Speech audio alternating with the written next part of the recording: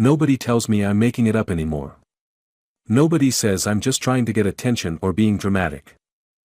What happens when a 10-year-old black boy with a painful secret raises his hand in a room full of prestigious mathematicians? When Marcus Johnson, standing in the back because sitting causes him unbearable pain, sees the solution to a problem that a pompous professor just called impossible. The elite mathematician publicly humiliated him, never expecting this child could possibly understand advanced mathematics. But what Dr. Whitman and the principal who ignored Marcus's suffering didn't know was that this brilliant boy wasn't just any student, and his mother wasn't just any parent. Sometimes, one raised hand can change everything. Witness a story of genius ignored, pain dismissed, and the courage that finally forces the world to see what was always there. Will justice prevail for Marcus and the other children suffering in silence?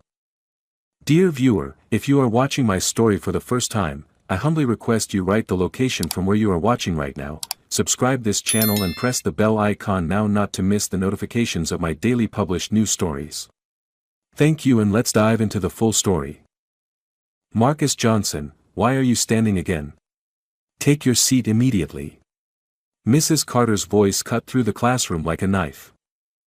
The 10-year-old boy shifted uncomfortably, his eyes cast downward. I can't sit today, Mrs. Carter. My back hurts too much. Excuses, excuses.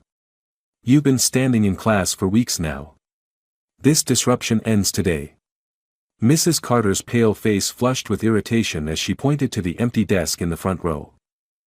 Marcus swallowed hard, remembering the searing pain from 3 weeks ago when Mrs. Carter had struck him with a wooden ruler across his lower back after he'd questioned her about a history fact. The bruising had faded, but the pain remained, especially when sitting on hard surfaces. I really can't, Mrs. Carter, Marcus whispered, his voice barely audible. The other students watched in uncomfortable silence. Some knew what had happened, but none dared speak up against Mrs. Carter, the most feared teacher at Westfield Elementary. Then you can stand in the hallway instead, Mrs. Carter snapped, pointing toward the door. And I'll be calling your mother. Again. Marcus grabbed his notebooks and shuffled toward the door, wincing with each step. He'd become accustomed to learning while standing, taking notes against the wall, solving problems in his mind when he couldn't write them down. That afternoon, in Mr. Thompson's math class, things were different. The young black teacher had recently joined Westfield Elementary and quickly noticed Marcus's unusual habit of standing. You can stand if you need to, Marcus, Mr. Thompson said quietly as the other students worked on their equations. But I'm curious about why. Marcus hesitated before answering. It hurts to sit, sir. Mr. Thompson nodded, not pushing further. Well, let's see how you're doing with today's problems. He looked over Marcus's notebook and raised his eyebrows. Not only had the boy completed all the assigned problems, but he'd also derived an alternative solution method that Mr. Thompson hadn't seen before. Where did you learn this approach? Mr. Thompson asked, genuinely impressed. I just figured it might work better, Marcus replied with a shrug. The textbook way seemed longer. Mr. Thompson studied the boy more carefully. Despite his circumstances, standing at the back of every class, enduring Mrs. Carter's constant criticism, Marcus had somehow developed mathematical thinking well beyond his years. Would you like some more challenging problems? Mr. Thompson offered. For the first time that day, Marcus smiled. Yes, please. That evening, Marcus's mother, Dr. Amara Johnson, arrived home exhausted from her hospital shift to find her son lying on his stomach on the living room floor, surrounded by papers covered in equations. How's your back today, baby? She asked, setting down her bag and kneeling beside him. Same, Marcus said without looking up. Mr. Thompson gave me special math problems though. Dr. Johnson sighed, her heart heavy. She'd filed complaints about Mrs. Carter's physical punishment, but the principal had been dismissive, suggesting Marcus was exaggerating his injury. As a single mother working long hours as a neurosurgeon, she struggled to find time to fight this battle properly. Mom, Marcus said, finally looking up from his calculations, why do some teachers hate me before they even know me? Dr. Johnson's throat tightened. It was the question she'd been dreading since Marcus was born: how to explain the weight of being black in America to a brilliant, sensitive child who just wanted to learn. "They don't hate you, Marcus," she said carefully. "They just don't see you yet. But someday, they will." The following morning, Mr. Thompson arrived early to find Marcus already standing outside his classroom, working through a set of complex equations. "You finished all of them?" Mr. Thompson asked, unlocking the door. Marcus nodded. "The calculus ones were tricky, but I found a book in Mom's office that helped me understand the concept of limits." Mr. Thompson tried to hide his astonishment. He had given Marcus some basic pre-calculus problems as a stretch goal, never expecting a 10-year-old to actually tackle them, let alone understand them. "Marcus, there's something I'd like to discuss with you," Mr. Thompson said, ushering the boy inside. "The university is hosting a special mathematics lecture this weekend. It's usually for college students and faculty, but I think you should attend." "Me? At the university?" Marcus's eyes widened. "Yes. The topic is number theory, specifically, a famous unsolved problem in Diophantine equations. I think you'd find it fascinating." Marcus hesitated. "Will there be seats? I can't sit for very long." Mr. Thompson's expression softened. "We can request accommodations. I'll make sure you can stand if you need to." He paused. "Marcus, have you seen a doctor about your back?" "My mom is a doctor," Marcus replied. "She says the muscles are inflamed from what happened. She gives me medicine for it, but it still hurts to sit on hard chairs." Mr. Thompson nodded, making a mental note to speak with Dr. Johnson. He'd heard rumors about Mrs. Carter's disciplinary methods but hadn't realized the extent of the situation. "The lecture is this Saturday at 10 a.m. I'll pick you up if your mother approves." Later that day, as Marcus stood in the hallway outside Mrs. Carter's classroom, his usual spot during her lessons, Principal Williams walked by. "Young man, why aren't you in class again?" he demanded. "Mrs. Carter sent me out because I wouldn't sit down," Marcus explained quietly. Principal Williams sighed. "This standing nonsense has gone on long enough. I've spoken with your mother multiple times about—" "Mr. Williams," Mr. Thompson interrupted, approaching from down the hall. "May I speak with you privately about Marcus?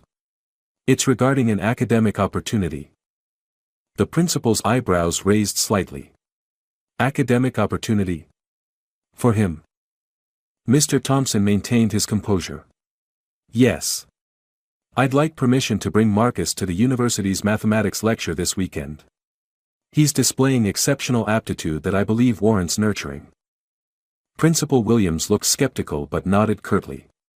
"Fine. Get his mother's permission. But this standing situation needs to be resolved, Mr. Thompson. It's disruptive." After school, Marcus rushed home, clutching the permission slip. He found his mother in her home office, reviewing patient files. "Mom. Mr. Thompson wants to take me to a real university lecture on Saturday," he exclaimed, thrusting the paper toward her. Dr. Johnson took the form, reading it carefully. "The Montgomery Lecture in Mathematical Sciences. That's quite advanced, Marcus. Please, can I go? Mr. Thompson says I can stand if my back hurts." Dr. Johnson studied her son's face, alight with excitement for the first time in weeks. Since the incident with Mrs. Carter, Marcus had become withdrawn, his natural enthusiasm dampened by pain and humiliation.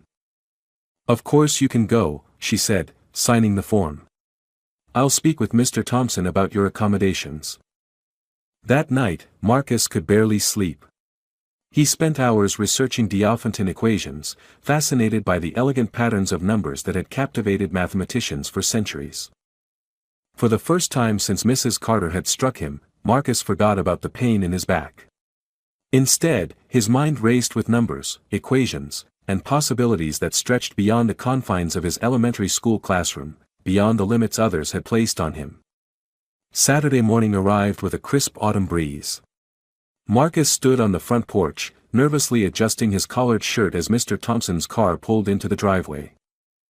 You look quite professional, Dr. Johnson said, handing Marcus a notebook and pencil case. Remember what we discussed, speak up if your back starts hurting too much, and don't be intimidated by the college students. Marcus nodded, his stomach fluttering with equal parts excitement and anxiety. Do you think they'll mind that I'm just a kid? They might be surprised, Dr. Johnson replied honestly, but once they see your mind at work, they'll understand why you're there. Mr. Thompson honked lightly, and Marcus hurried down the steps, trying not to wince as the movement sent a sharp pain across his lower back. The drive to Westridge University took 20 minutes, during which Mr. Thompson explained more about the speaker, Dr. Richard Whitman, a renowned mathematician who specialized in number theory. Dr. Whitman can be intimidating, Mr. Thompson cautioned as they pulled into the campus parking lot. He has strong opinions about who belongs in higher mathematics. Marcus glanced out the window at the imposing stone buildings. Will he mind that I'm here? Mr. Thompson hesitated. Let's just say Dr. Whitman believes mathematical talent is rare and demographically specific. You mean he doesn't think black people are good at math, Marcus said flatly. Mr. Thompson sighed. Something like that. But that's exactly why it's important for you to be here today. The Montgomery Lecture Hall was a grand, tiered auditorium with high ceilings and rows of polished wooden seats. By the time Marcus and Mr. Thompson arrived, it was already filling with university students and faculty members, their conversations creating a buzz of intellectual energy. Thompson. Didn't expect to see you here, called a voice from the front of the hall. A tall, gray-haired man in an expensive tweed jacket approached them, his gaze sliding curiously to Marcus. And who might this be? Dr. Whitman, this is Marcus Johnson, one of my students. Marcus shows exceptional promise in mathematics, so I thought he might benefit from your lecture today. Dr. Whitman's eyebrows rose as he looked down at Marcus. Rather young, isn't he? I'm not sure my topic will be accessible to elementary students. I've been studying Diophantine equations, sir, Marcus offered quietly. I read that your work focuses on quadratic forms and their integer solutions. Dr. Whitman's expression shifted from dismissal to surprise, then quickly settled into skepticism. Did you now? Well, we'll see if you can follow along. He turned back to Mr. Thompson. Ambitious of you, bringing him here. I hope it doesn't disrupt my lecture. After Dr. Whitman walked away, Mr. Thompson guided Marcus toward the back of the hall where there was a small standing area near the wall. This way you can stand comfortably without blocking anyone's view. As they waited for the lecture to begin, Marcus observed the room full of mathematicians and students. Nearly everyone was white or Asian, and he noticed several curious, sometimes disapproving, glances thrown his way.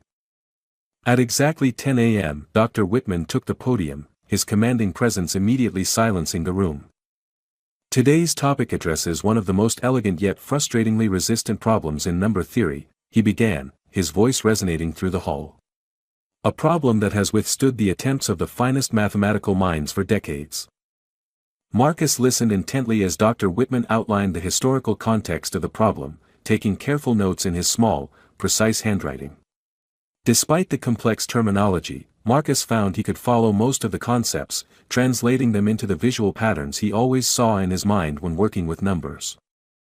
Halfway through the lecture, Dr. Whitman projected a specific equation onto the screen behind him. This particular formulation has proven especially intractable, he explained. The standard approaches, algebraic manipulation, geometric interpretation, computational brute force, all fail to yield a general solution. Marcus studied the equation carefully, something about its structure sparking a connection in his mind. It reminded him of a puzzle his mother had given him years ago, a game involving arranging numbers in specific patterns. In fact, Dr. Whitman continued with a slight smile, I would go so far as to say this problem, in its general form, is impossible to solve with current mathematical techniques. We would need an entirely new framework. As Dr. Whitman continued explaining the failed approaches, Marcus began scribbling frantically in his notebook, visualizing the numbers differently, rearranging them according to a pattern only he could see. Mr. Thompson glanced over, surprised by the intensity of Marcus's concentration and the complexity of the notation appearing on the page. Perhaps in another 50 years, Dr. Whitman was saying, some brilliant mind will discover the key. But for now, we must content ourselves with partial solutions and special cases. As the lecture approached its conclusion, Dr. Whitman addressed the audience directly. Are there any questions? And please, let's keep them relevant to the topic at hand. His gaze swept the room, deliberately avoiding the back corner where Marcus stood with Mr. Thompson. Several hands rose among the university students and faculty, and Dr. Whitman called on them one by one, answering their questions with varying degrees of patience. Then, hesitantly, Marcus raised his hand. Mr. Thompson held his breath, wondering if Dr. Whitman would acknowledge the young boy standing at the back of the hall. Dr. Whitman's eyes narrowed as he noticed Marcus's raised hand. After deliberately calling on several more university students, he finally gestured toward the back of the hall with obvious reluctance. Yes, the young gentleman in the back. Do you have a question about Diophantine equations? His tone suggested he expected nothing of substance. Marcus lowered his hand slowly. It's not exactly a question, sir. It's about the impossible problem. A ripple of murmurs spread through the audience as people turned to look at the small black boy standing against the back wall. Dr. Whitman's lips thinned. You mean the unsolved problem I presented? What about it? I think. Marcus hesitated, suddenly aware of all the eyes on him. Mr. Thompson gave him an encouraging nod. I think there might be an approach you haven't tried. The murmuring grew louder. Dr. Whitman's face flushed slightly. Really now? An approach that has eluded professional mathematicians for decades has occurred to you in the span of a 40-minute lecture? Some students chuckled, and Marcus felt his confidence wavering. But the pattern he'd seen was so clear in his mind, he couldn't just stay silent. It's about viewing the equation differently, Marcus continued, his voice steadier now. If you translate the algebraic form into a geometric sequence and then look for recursive patterns. Young man, Dr. Whitman interrupted sharply, I appreciate your enthusiasm, but this is not an elementary school classroom where wild guesses are entertained as mathematical insight. This problem requires rigorous analysis by trained mathematicians. Mr. Thompson stepped forward. Dr. Whitman, I believe Marcus has a genuine approach worth considering. He's demonstrated exceptional mathematical intuition. Thompson, please, Dr. Whitman cut in. This is precisely why bringing children to advanced lectures is problematic. They lack the foundation to understand the true complexity of these issues. Marcus felt a familiar weight settling in his chest, the same feeling he experienced in Mrs. Carter's classroom when she dismissed him before he could even speak. But beneath that weight, something else burned, certainty. The pattern was there. He could see it. I'd be interested to hear the boy's idea, called a voice from the side of the hall.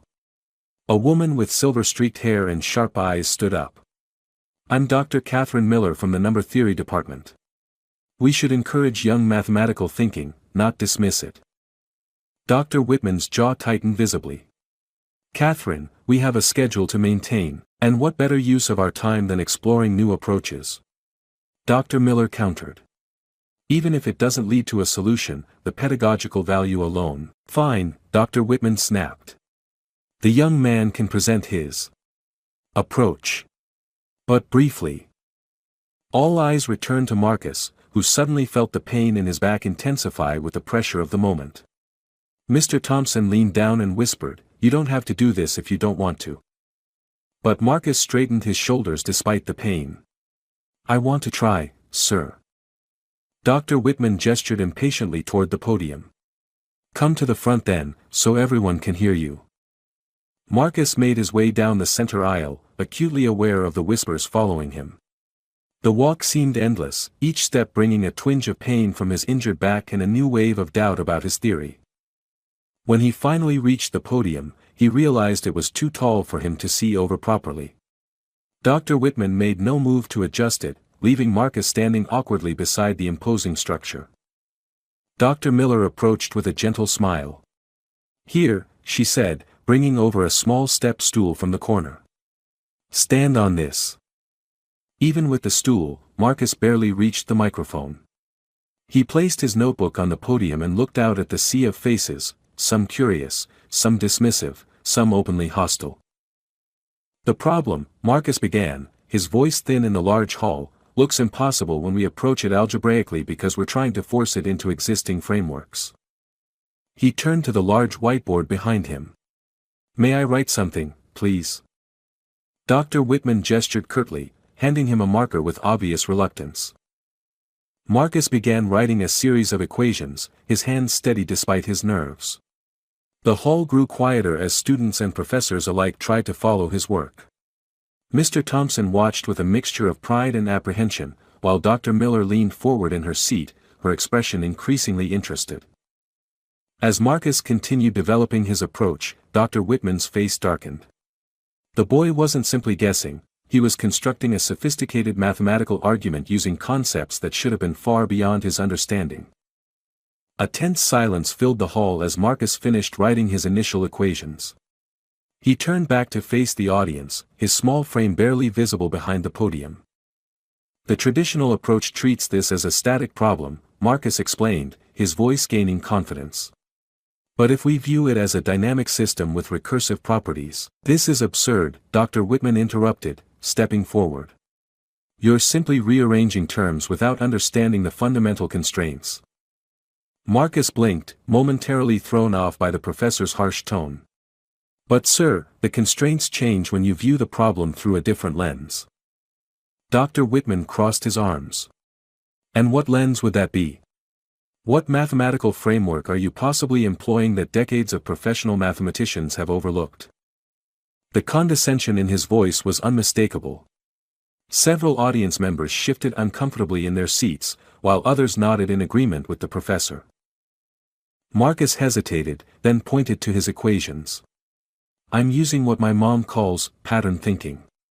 When numbers feel stuck, she taught me to look for hidden rhythms. A few chuckles rippled through the audience. Dr. Whitman's face twisted into a smirk. Pattern thinking? That's not a mathematical concept. It's not in any textbook or journal. Maybe it should be, Dr. Miller interjected from her seat. Let him continue, Richard. Marcus took a deep breath, painfully aware of Dr. Whitman hovering beside him, radiating disapproval. If you transform the equation like this, he continued, writing a new set of symbols, and then look for repeating sequences across different values.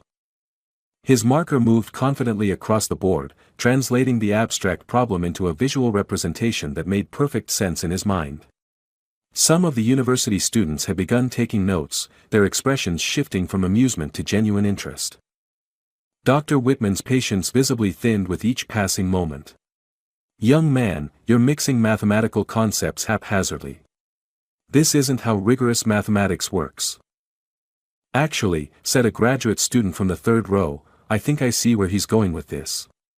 It's unorthodox, but there's an internal logic to his approach.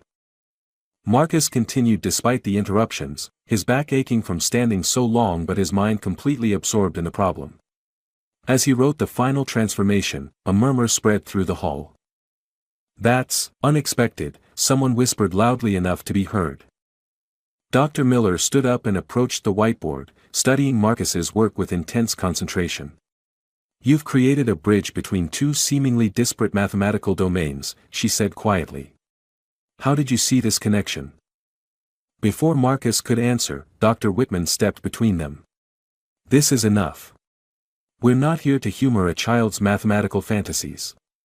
This approach lacks rigor and formal proof.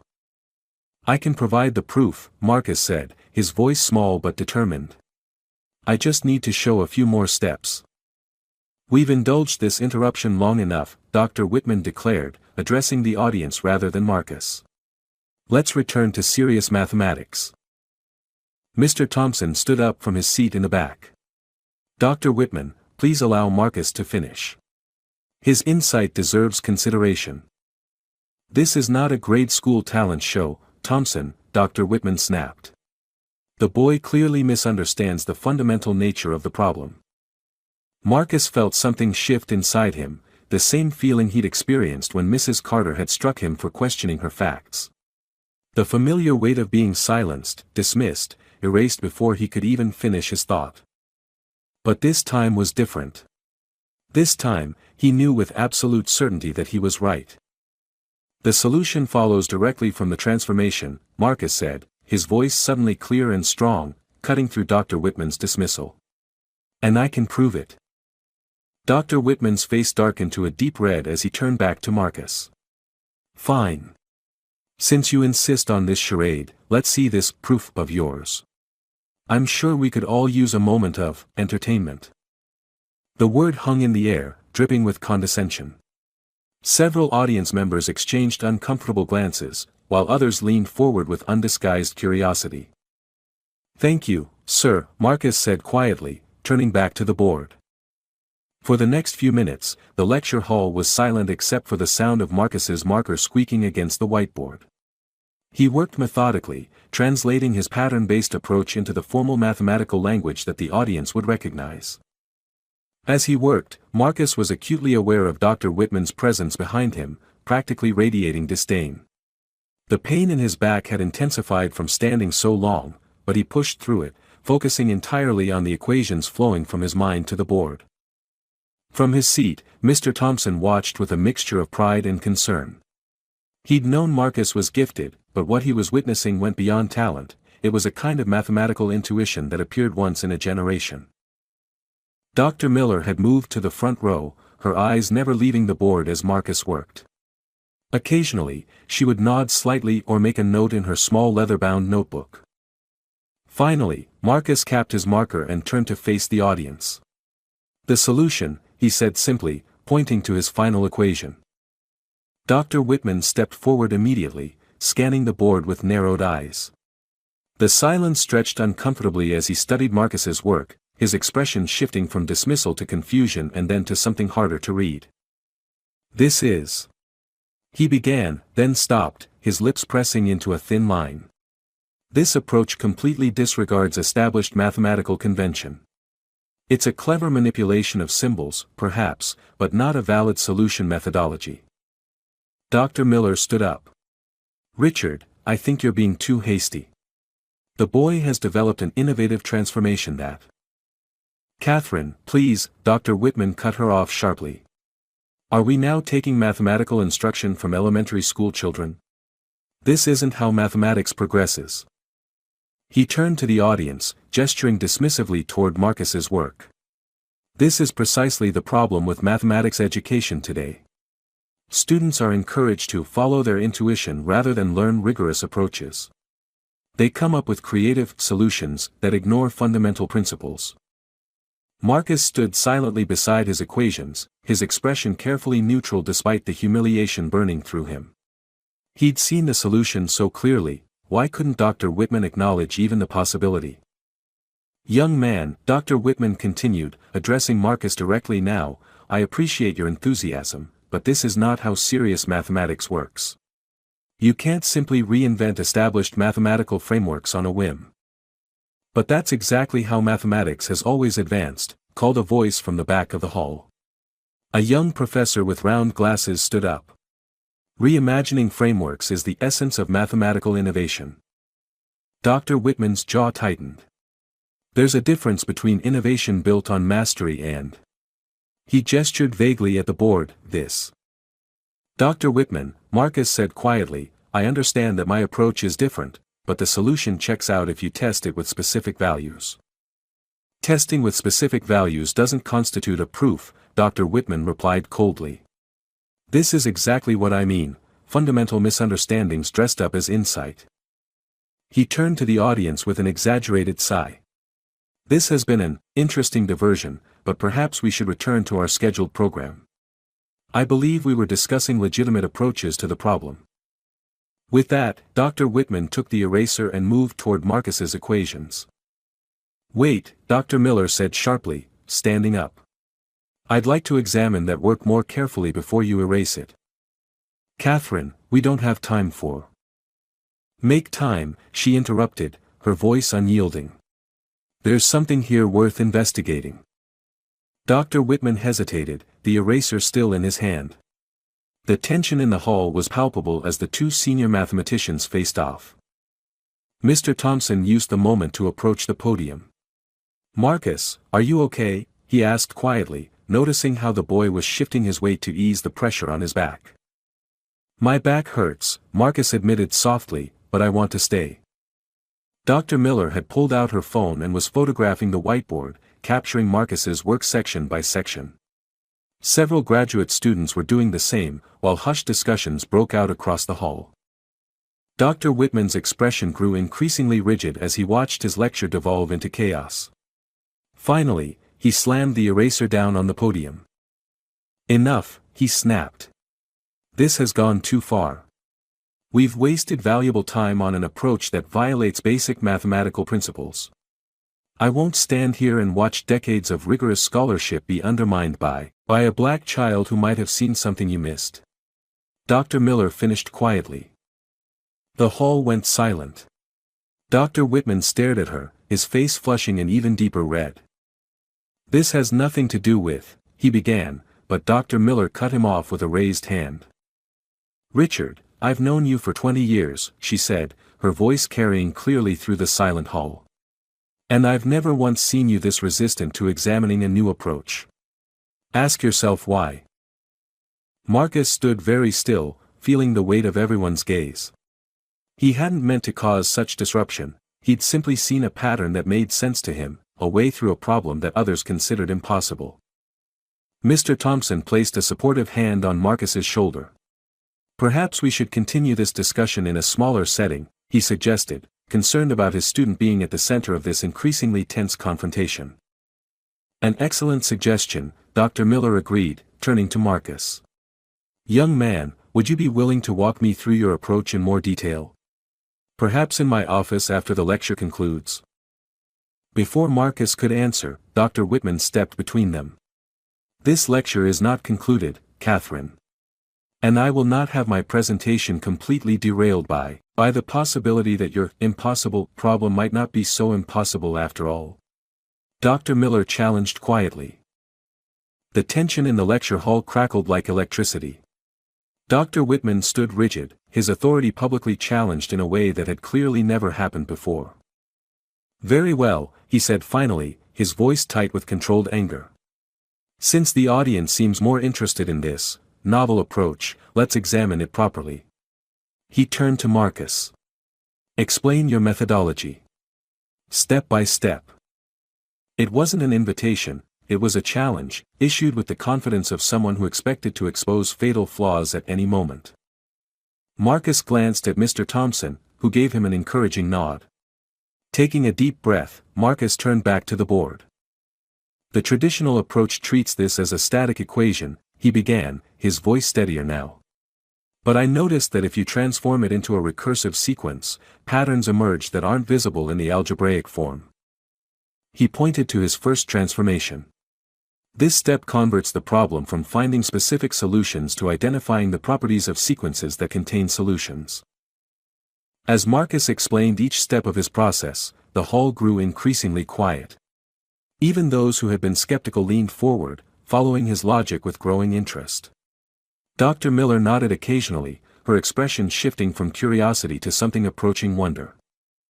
"The key insight," Marcus continued, pointing to a specific section of his work, "is that solutions cluster around these attractor points within the sequence.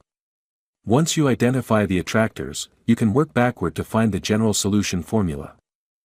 Dr. Whitman's expression had changed subtly as Marcus spoke.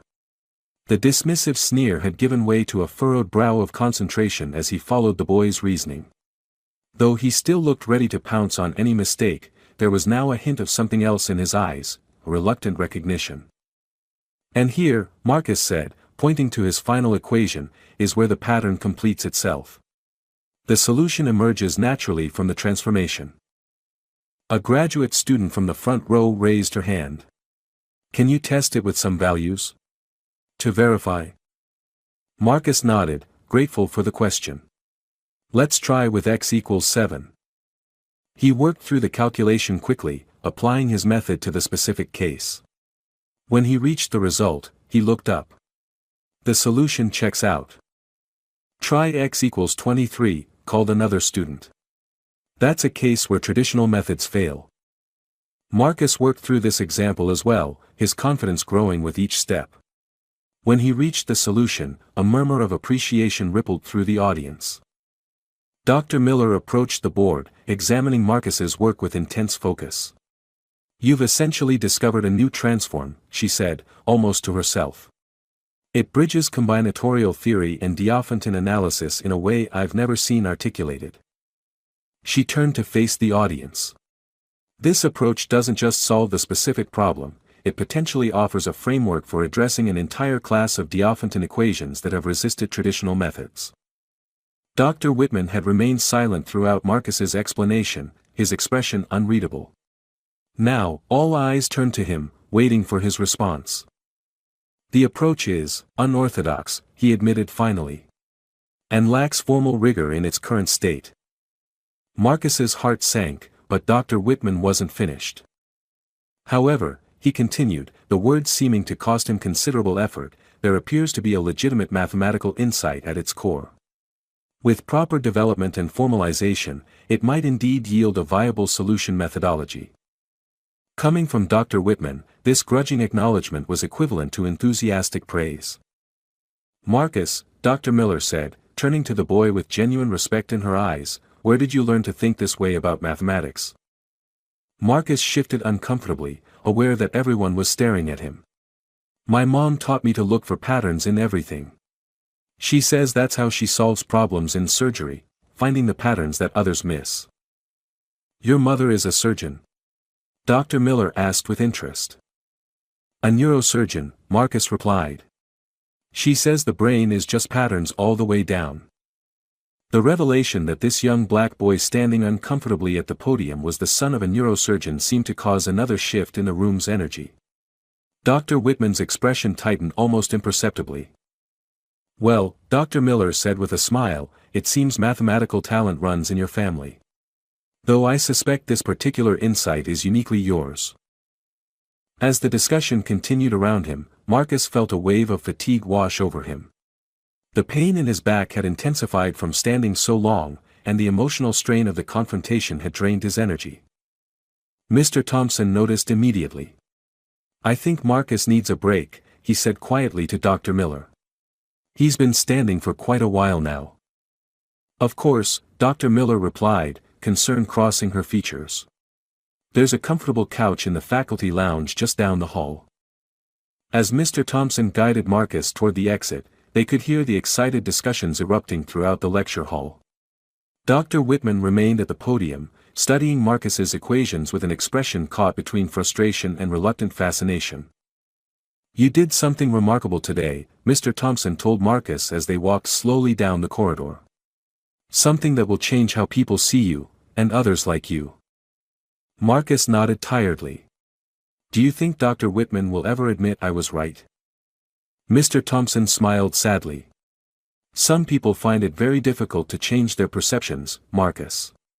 But you've given him, and everyone in that room, something important to think about.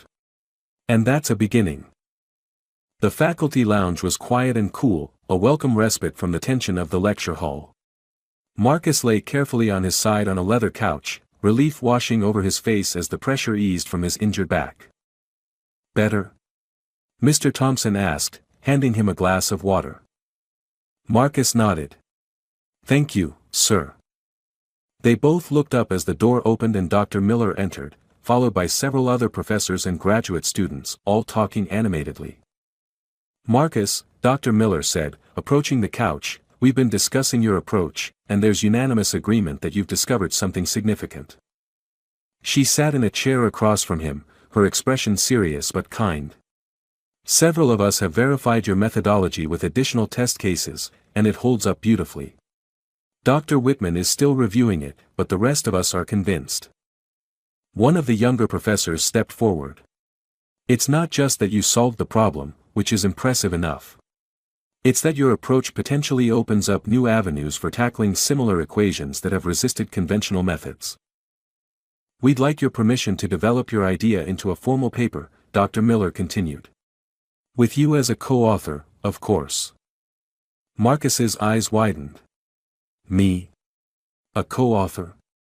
But I'm just the originator of the insight, Dr. Miller finished firmly.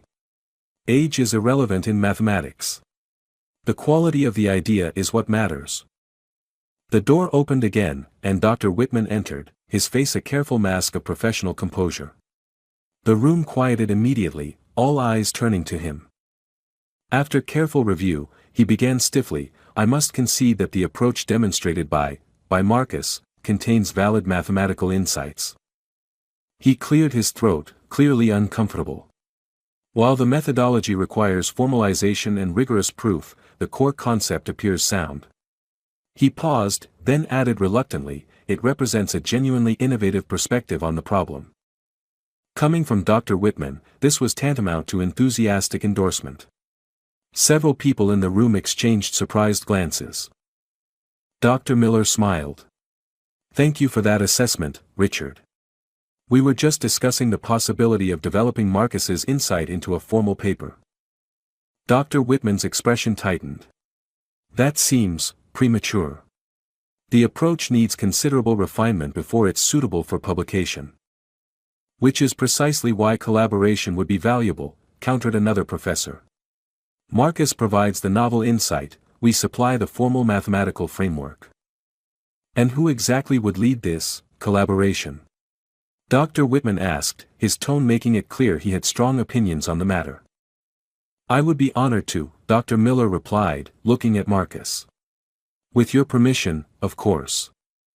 Marcus sat up carefully, wincing slightly at the movement.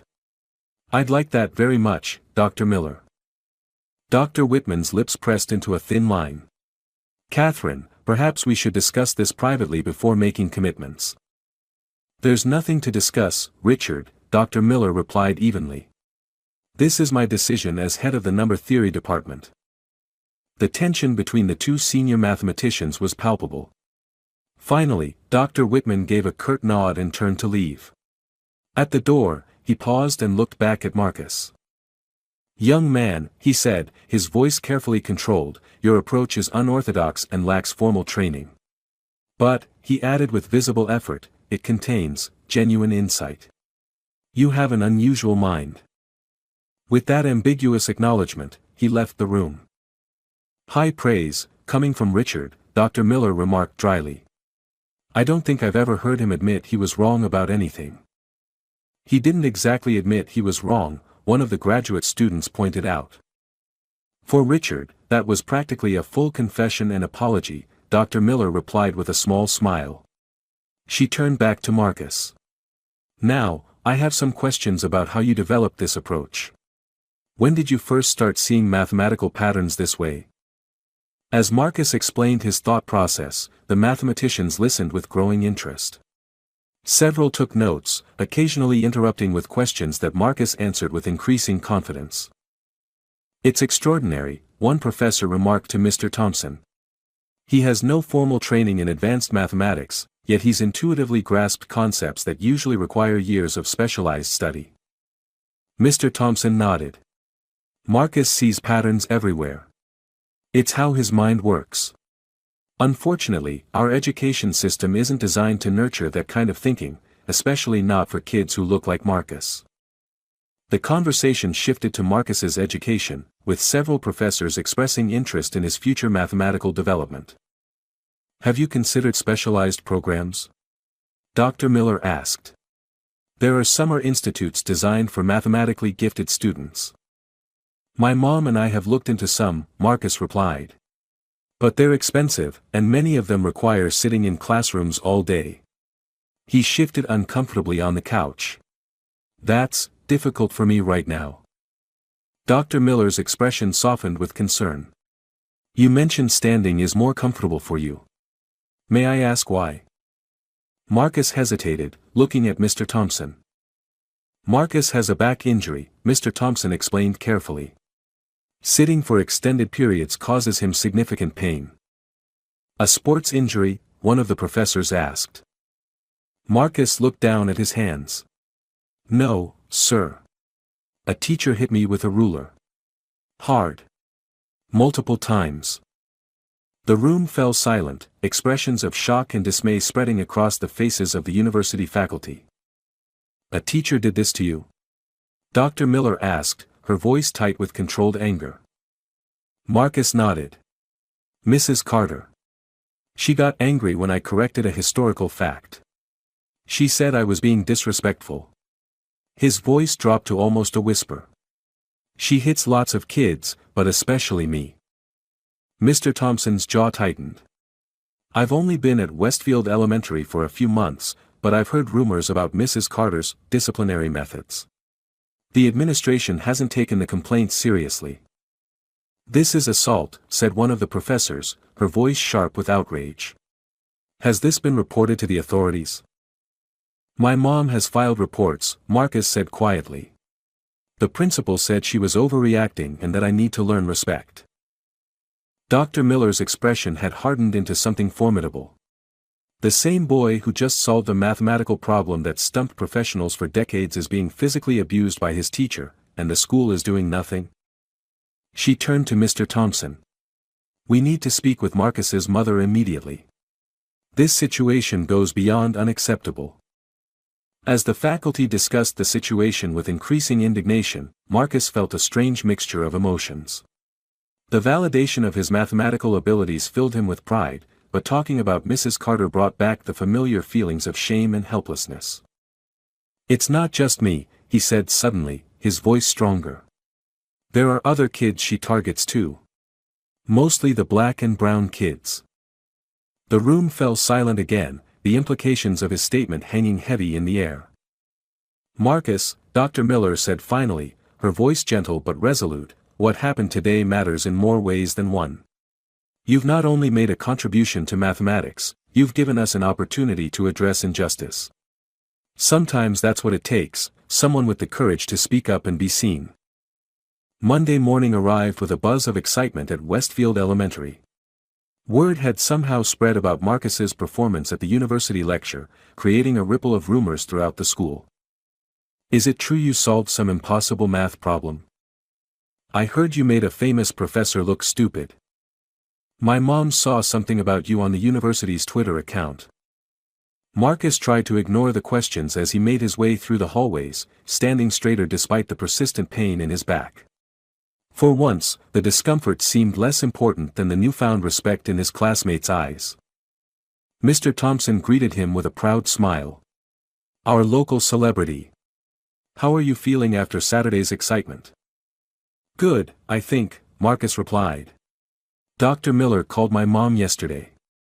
They talked for a long time about the paper and about—" He hesitated, "about the school situation."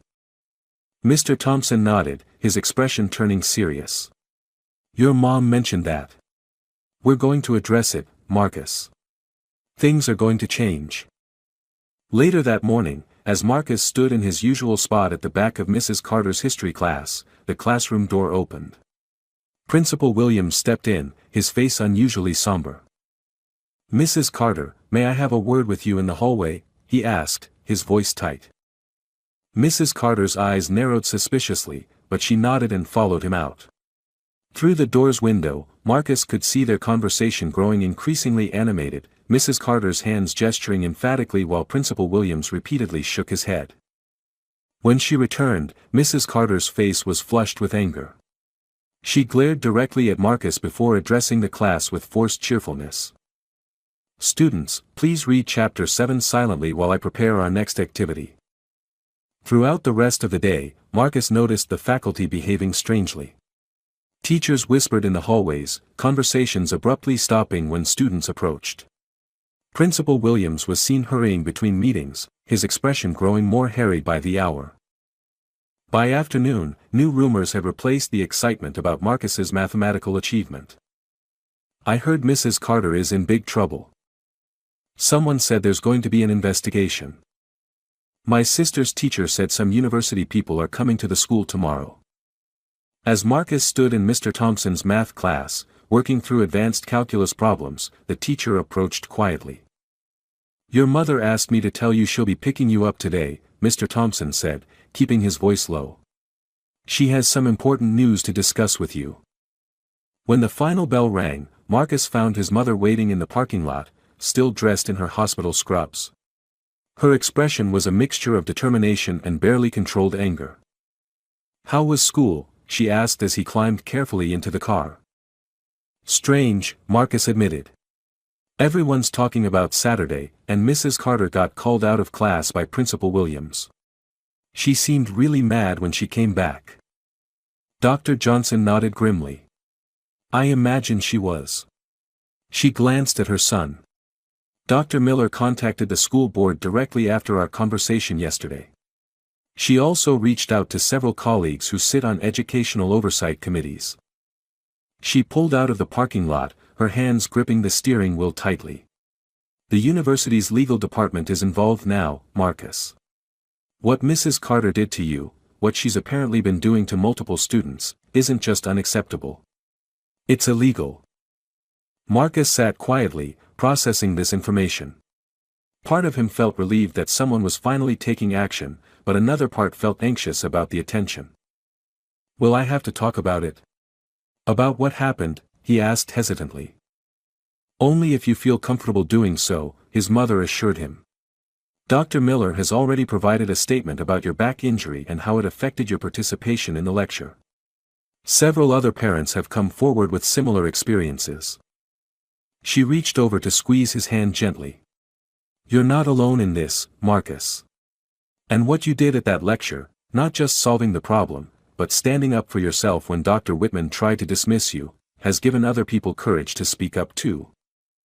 The next morning, Marcus arrived at school to find an unusual scene.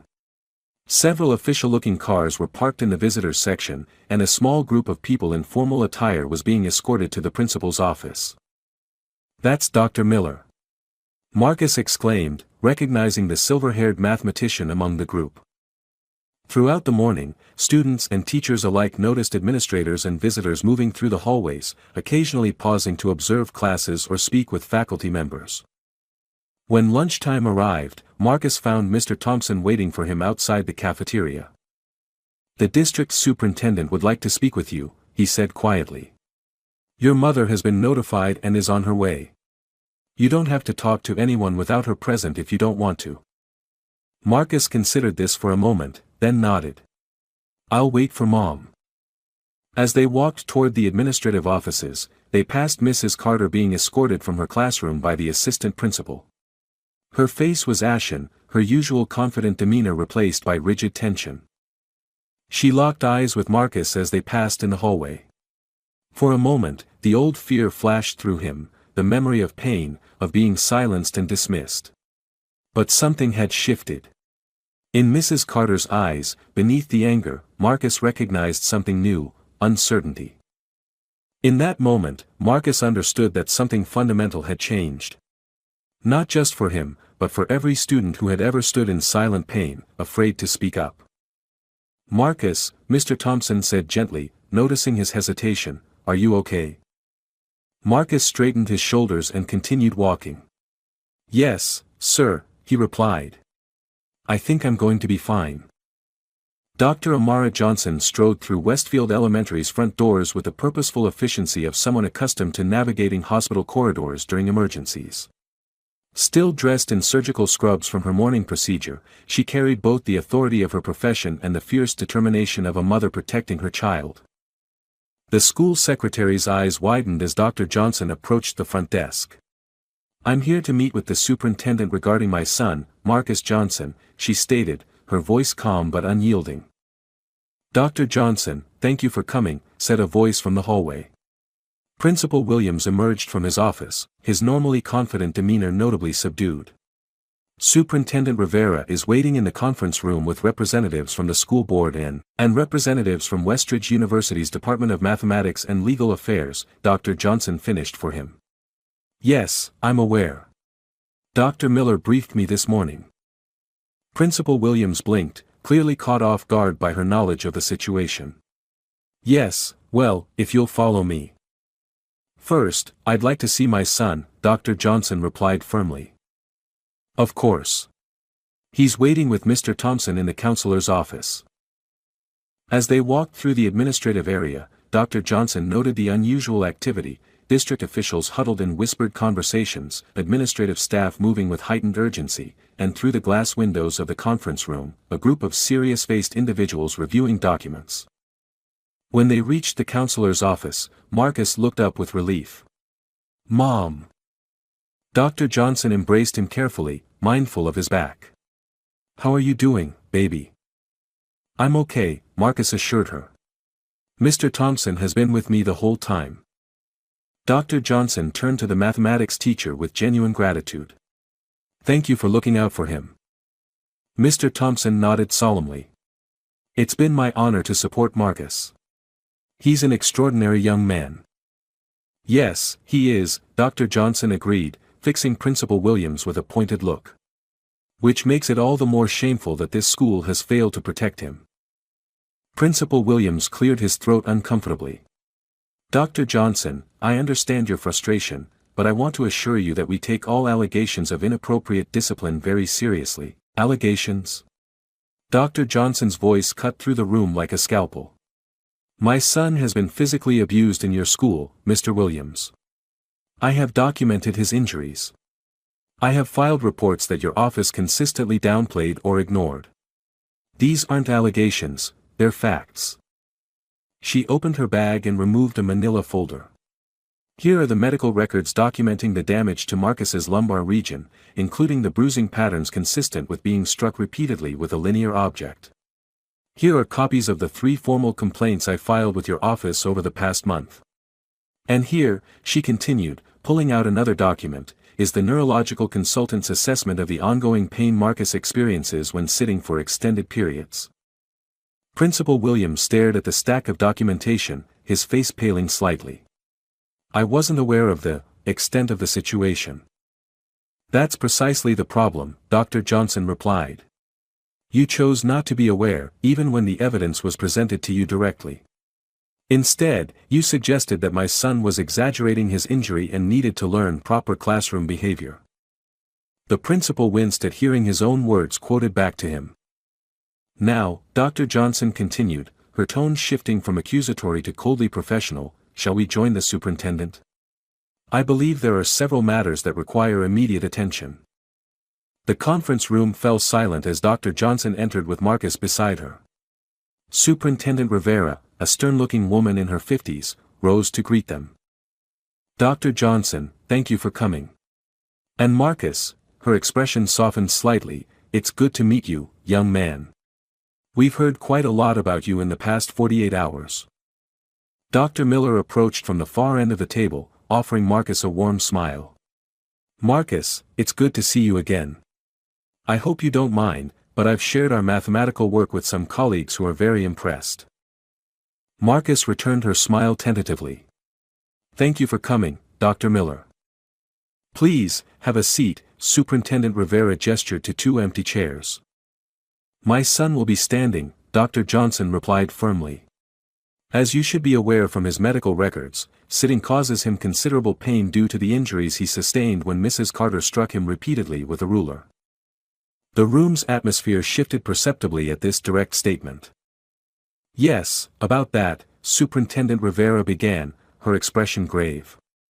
"We're conducting a thorough investigation into Mrs. Carter's disciplinary practices. Multiple students and parents have come forward since yesterday with similar accounts. And yet," Dr. Johnson countered, "when I reported this incident, with medical documentation, I was told that my son needed to adjust his attitude and that Mrs. Carter was simply maintaining classroom order." Principal Williams shifted uncomfortably in his seat as several pairs of eyes turned toward him. "That response was inadequate," Superintendent Rivera acknowledged. "And will be addressed as part of our broader review of disciplinary policies and their implementation." A woman in a tailored suit whom Marcus didn't recognize spoke up. "Dr. Johnson, I'm Andrea Maxwell from the district's legal department. I want to assure you that we're taking this situation extremely seriously. Physical punishment of this nature violates both district policy and state law." "I'm well aware of the legal implications," Dr. Johnson replied coolly. "What concerns me is that it required my son solving a mathematical problem at a university lecture, and the subsequent involvement of Westridge University's faculty, for anyone to take his mistreatment seriously." Dr. Miller nodded in agreement. When Marcus explained to us why he couldn't sit during the lecture, we were appalled. But even more disturbing was learning that the school administration had dismissed his mother's concerns, a medical professional who had documented the injuries. There appears to have been a systemic failure to appropriately respond to these incidents, Superintendent Rivera acknowledged. Particularly troubling are the accounts suggesting that Mrs. Carter disproportionately targeted minority students for this kind of punishment. Principal Williams finally spoke up. I want to emphasize that I had no knowledge of any pattern of discriminatory treatment. With respect, Mr. Williams, interrupted another board member, multiple reports were filed. The documentation Dr. Johnson provided shows that you personally responded to at least 3 of them. Dr. Johnson turned to face the principal directly. Mr. Williams, when my son, who had never had behavioral issues, suddenly couldn't sit in class because of pain, you suggested he was being dramatic and seeking attention. When I showed you the bruises and medical assessment, you questioned whether they might have come from roughhousing with friends. And when I pointed out that Mrs. Carter seemed to discipline black and brown students more harshly, you accused me of playing the race card. The room fell into uncomfortable silence, broken only when Marcus spoke up quietly. It wasn't just me, he said, his voice steady despite his obvious nervousness. Jamal has scars on his hands from the ruler. Sophia cries every morning before school. Diego started wetting himself because she wouldn't let him use the bathroom. He looked around the room, making eye contact with each adult. We tried to tell people. Nobody listened. The simple dignity of Marcus's statement hung in the air, more damning than any adult accusation could have been. Dr. Miller cleared her throat, visibly moved. I think it's worth noting that the same remarkable mind that solved a mathematical problem that has confounded professionals for decades belongs to a child who was being physically abused by his teacher and ignored by his principal. One can only wonder how many other brilliant minds were failing in similar ways. Superintendent Rivera nodded gravely. Point taken, Dr. Miller. She turned to Marcus and his mother. Dr. Johnson, I want to personally apologize to you and Marcus for the failures that occurred here. I assure you that immediate action is being taken. She gestured toward a document on the table. Mrs. Carter has been placed on administrative leave pending investigation. Principal Williams will also be under administrative review for his handling of these reports. Dr. Johnson nodded, her expression unwavering. And what about the other children? What about their injuries, their trauma, their lost opportunities to learn in a safe environment? We're implementing a comprehensive review of disciplinary practices across the district, one of the board members explained. All reports of physical discipline will be reinvestigated. We're also establishing new reporting protocols that bypass school administration if necessary. And, added Dr. Miller, Westridge University would like to offer a special mathematics enrichment program for interested students, starting with Marcus, of course, but open to any child who demonstrates aptitude and interest. As the meeting continued, outlining immediate changes and long-term reforms, Marcus stood quietly beside his mother, listening to adults finally addressing what he and his fellow students had known all along, that their pain mattered, that their voices deserved to be heard, that their potential was worth protecting. The news spread quickly through Westfield Elementary. Mrs. Carter was gone, Principal Williams was under review, and a major investigation into disciplinary practices was underway. For many students, particularly those who had suffered under Mrs. Carter's ruler, the news brought a palpable sense of relief. For others, there was confusion and uncertainty about what would happen next. Marcus found himself in an unexpected position, suddenly visible in ways he had never been before. Students who had previously ignored him now approached with questions. Teachers who had barely noticed him now paid special attention to his comments. Even the custodial staff smiled and greeted him by name. It's weird, he confided to Mr. Thompson during their advanced math session. Everyone's treating me differently. Mr. Thompson nodded thoughtfully. That's what happens when the world finally sees you, Marcus. It can be uncomfortable, but it also creates opportunity for change. The changes were indeed coming rapidly. A district administrator had been appointed as interim principal. Mrs. Carter's class was now being taught by a substitute teacher who made a point of creating a welcoming environment. Most significantly for Marcus, a special accommodation chair had been provided, one designed to alleviate pressure on his lower back while he continued healing. 1 week after the confrontation in the conference room, Dr. Miller arrived at Westfield Elementary with 3 colleagues from Westridge University's mathematics department. They had come to formally invite Marcus to join a special mentorship program, and to announce a broader initiative for identifying and nurturing mathematical talent in underserved schools. "We're calling it the Pattern Thinkers Program," Dr. Miller explained to Marcus and his mother in the library. "Your approach to mathematics inspired its creation." Marcus's eyes widened. "Really? You named it after what I told you?" Dr. Miller smiled. "Your pattern thinking approach revealed gaps in our conventional teaching methods. We believe there are many students whose mathematical intuition might flourish if given the right framework." As they discussed the details of the program, Marcus noticed a familiar figure hovering near the library entrance, Dr. Whitman, looking distinctly uncomfortable in the elementary school setting. Dr. Miller followed his gaze and sighed. "Richard insisted on coming today. He has something he wants to tell you." She gestured for her colleague to join them. Dr. Whitman approached stiffly, his formal demeanor at odds with the colorful library surroundings. "Mr. Johnson," he began, addressing Marcus with unexpected formality, "I've been reviewing your mathematical approach in greater detail over the past week." He paused, seeming to struggle with his next words. "Your insight has proven valuable. We've formalized your methodology and applied it to several related problems with promising results." Another pause, longer this time. Dr. Miller gave him an encouraging nod. "I wish to formally apologize for my dismissive treatment of your contribution during the lecture," Dr. Whitman continued, the words clearly costing him considerable effort. "My behavior was unprofessional and reflected biases that have no place in mathematics or education." Marcus stared at the professor in surprise. This was the last thing he had expected, a public apology from the arrogant mathematician who had tried to humiliate him. "Thank you, sir," Marcus replied simply. Dr. Whitman nodded curtly and seemed ready to retreat, but Dr. Miller cleared her throat pointedly. "There's more, Richard," she prompted. Dr. Whitman straightened his shoulders. "Yes. Well. The university's mathematical journal will be publishing our joint paper next month. Your name will appear as first author, in recognition of your primary contribution to the solution." Dr. Johnson raised her eyebrows, clearly impressed by this development. "First author. That's quite an honor."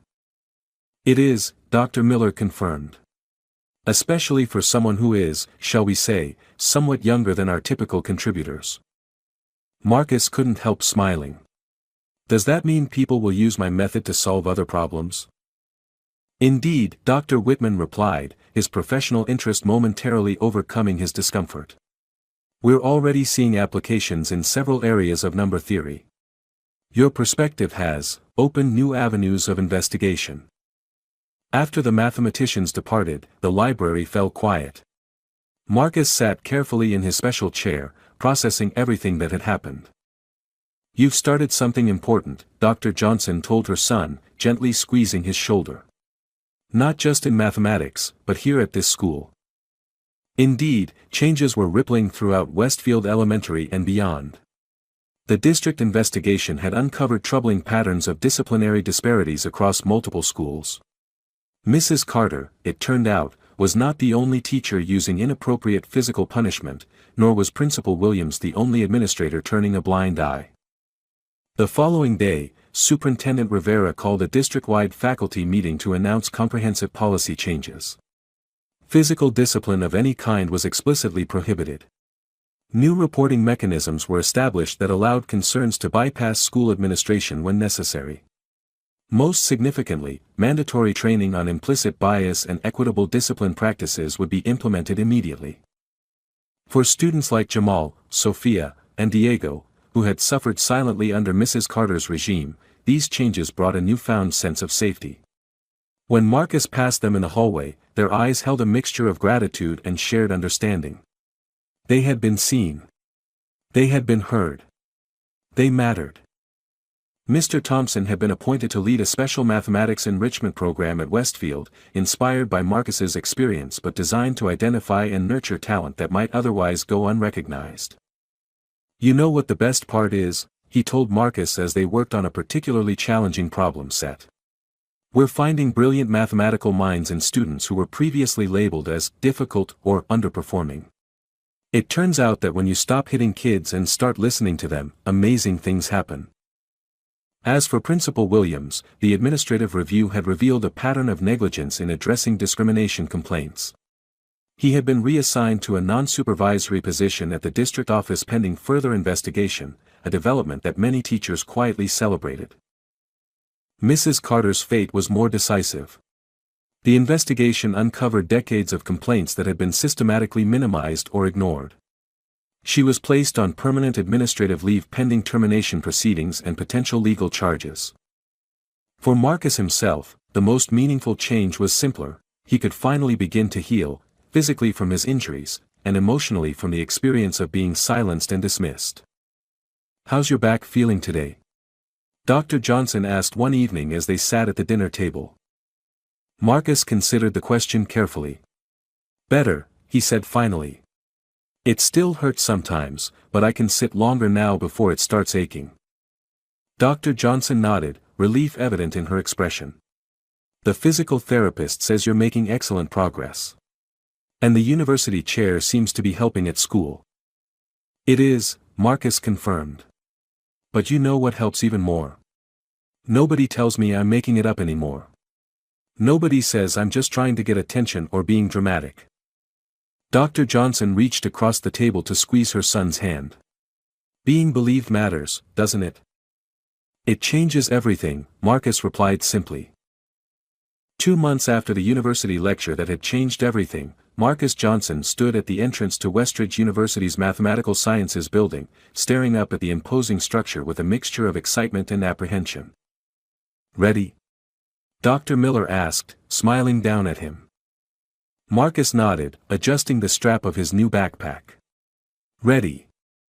Today marked the official launch of the Pattern Thinkers program, with Marcus as its first participant. The program had generated significant interest, both within the university and throughout the broader educational community.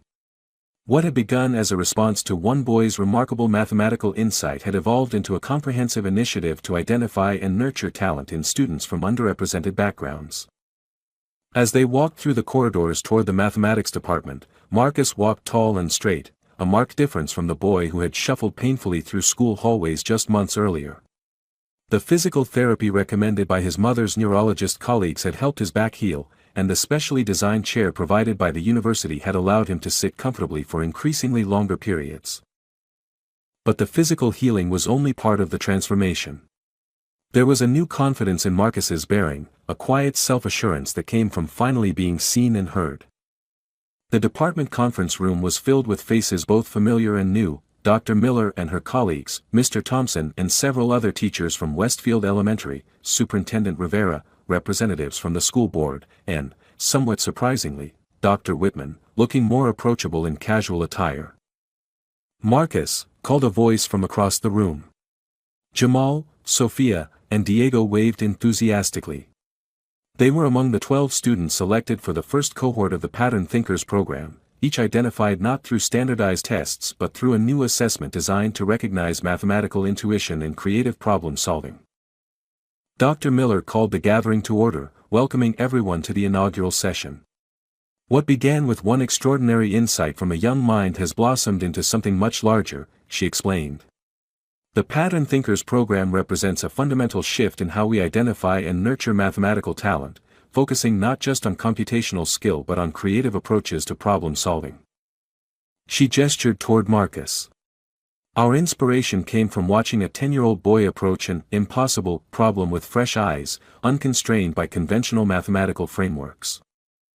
As the presentation continued, outlining the program's structure and goals, Marcus felt a tap on his shoulder. He turned to find Dr. Whitman standing beside him, looking uncharacteristically hesitant. "I received advance copies of our paper yesterday," the professor said quietly, handing Marcus a journal with a purple cover. "Your name in print." Marcus opened the journal carefully, finding the article titled, "A Novel Approach to Recursive Solutions in Diophantine Equations." There at the top, listed as first author, was Marcus Johnson. "Thank you, Dr. Whitman," Marcus said sincerely.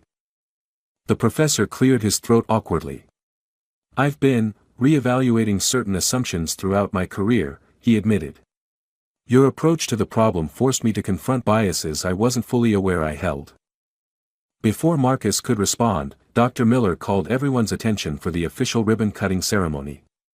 Cameras flashed as Marcus, alongside Dr. Miller and Superintendent Rivera, cut the ceremonial ribbon for the new program. As the formalities concluded and people broke into smaller groups for refreshments, Marcus found himself approached by a reporter from the university newspaper. "Marcus, how does it feel to be the inspiration for this new program?" she asked, notebook ready. Marcus considered the question carefully. "It feels important," he said finally. "Not just for me, but for all the kids who might have great ideas but aren't being heard." "And what about your experience at Westfield Elementary? I understand there have been significant policy changes as a result of your situation." "Yes," Marcus nodded. "No more physical punishment. Better ways to report problems. New teachers who actually listen to students." He paused, then added, "My mom says sometimes it takes one person speaking up to create change for everyone." Later, as the event wound down, Dr. Johnson arrived directly from the hospital, still in her surgical scrubs. She embraced Marcus proudly before thanking Dr. Miller for her ongoing support.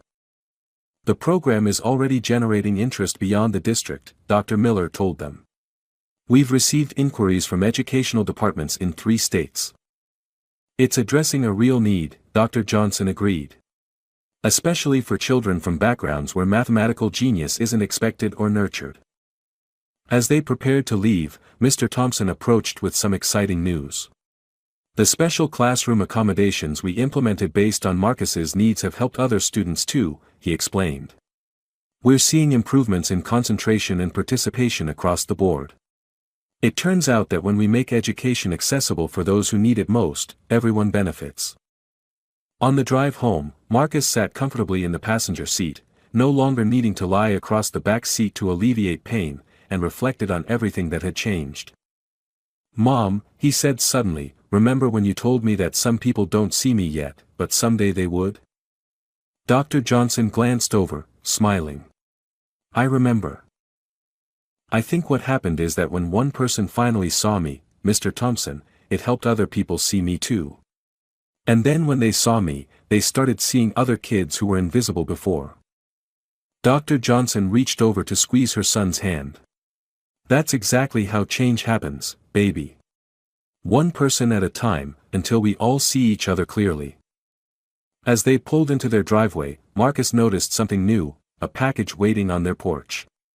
Inside was a custom-designed ergonomic desk chair with a note from the university's engineering department: "For our youngest colleague, may your comfort match your brilliance." Marcus ran his hand over the chair's contours, designed specifically to support his healing back. But more meaningful than the gift itself was the recognition it represented, of his needs, his pain, his humanity. "You know what the best part of all this is?"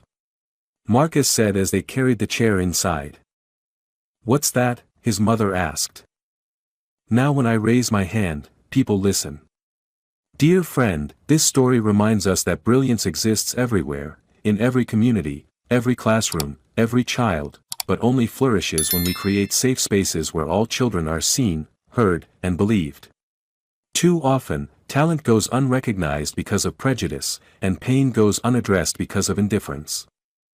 When we dismiss children's voices, especially those from marginalized communities, we don't just harm them individually, we deprive our world of their unique gifts and perspectives. True education means nurturing minds, protecting bodies, and honoring the dignity of every child. If this story moved you, please like, share, and subscribe. Together, we can amplify these important messages and create the change our children deserve.